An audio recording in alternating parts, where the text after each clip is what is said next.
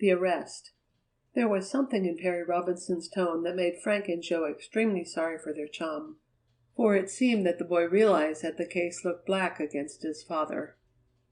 Although the Hardy lads realized that it was only natural that Perry should stand up for his father, they shared some of his conviction that Mr. Robinson was not guilty. "Of course he's innocent," agreed Frank. "He'll be able to clear himself all right, Perry." "But everything looks pretty black against him," said Perry, who was pale and shaken. "Unless your father can catch the real thief, I'm afraid Dad will be blamed for it."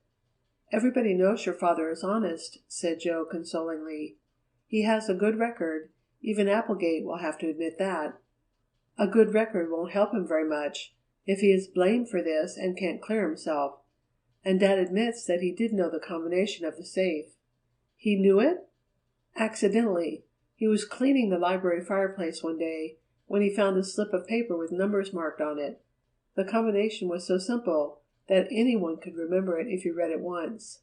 Dad didn't realize what it was until he had studied it a while, and then he put it back on Mr. Applegate's desk. The window was open and the breeze had blown the paper to the floor." "Does Applegate know that?" "Not yet, but Dad is going to tell him now. He says he knows it will look bad for him, but he's going to tell the truth about it. He knew the combination, although, of course, he would never think of using it."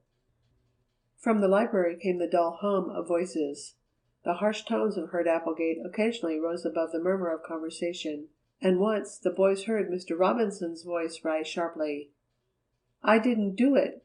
I tell you I didn't take that money." "Then where did you get the $900 you paid on that note?" demanded Mr. Applegate. There was silence for a while. "Where did you get it?" "I'm not at liberty to tell you." "You won't tell?" "I can't." "Why not?" "I got the money honestly. That's all I can say about it."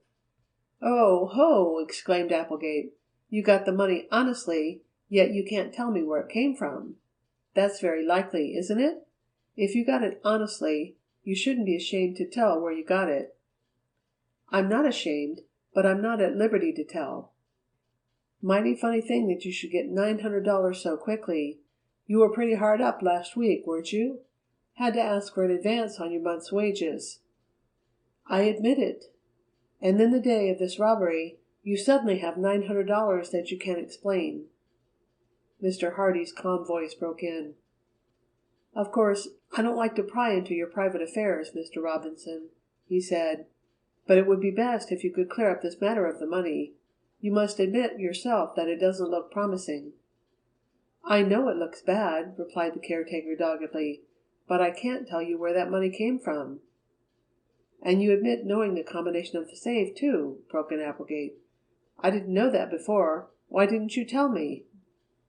"I didn't consider it important enough. I had found the combination by accident, and I had no intention of using it. As a matter of fact, I don't think I could remember it accurately right now. I just put the paper back and decided to say nothing about it to save trouble." "And yet you come and tell me about it now." "I have nothing to conceal. If I had taken the money, I wouldn't very likely be telling you now that I knew the combination." "Yes," agreed Mr. Hardy, "that's a point in your favor." "Is it?" asked Applegate. "You're just clever enough to think up a trick like that, Robinson. You think that if you come to me now and admit you knew the combination, I'll believe that you are so honest that you couldn't have committed this robbery. Very clever, but not clever enough. There's enough evidence right here and now to convict you, and I'm not going to delay another minute." There was the sound of a telephone receiver being lifted, and then Applegate's voice continued. "Police station." After a short wait he went on.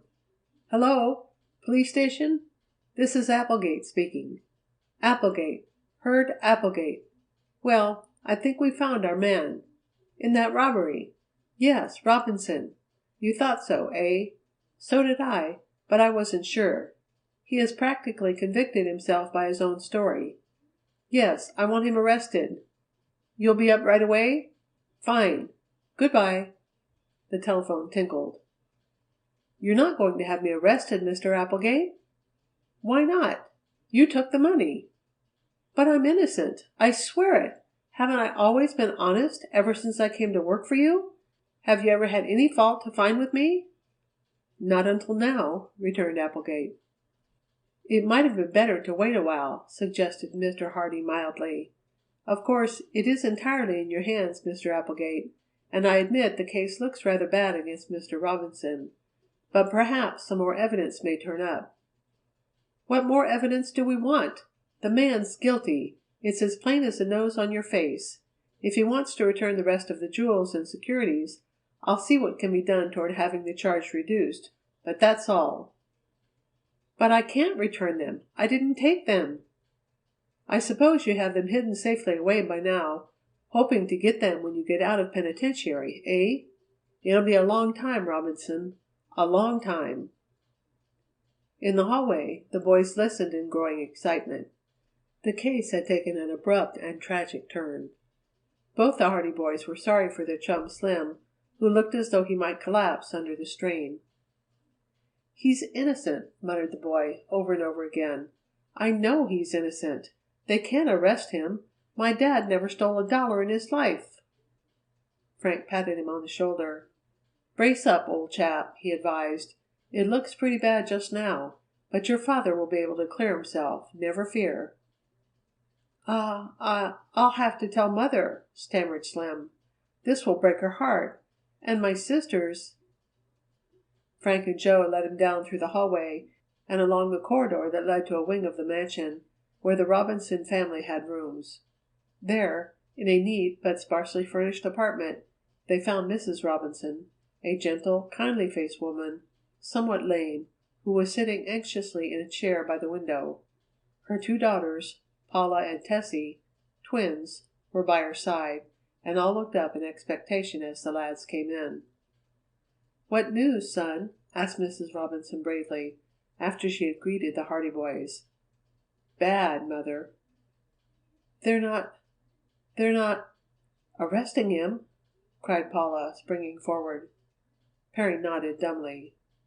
"But they can't!" cried Tessie protestingly. "He's innocent. He couldn't do anything like that. It's wrong." Mrs. Robinson began to cry, quite silently. Perry went over to his mother and awkwardly patted her shoulder, his face white and stern. The twins gazed at one another with desperate eyes. Frank and Joe, their hearts too full for utterance, withdrew softly from the room. End of chapter 8.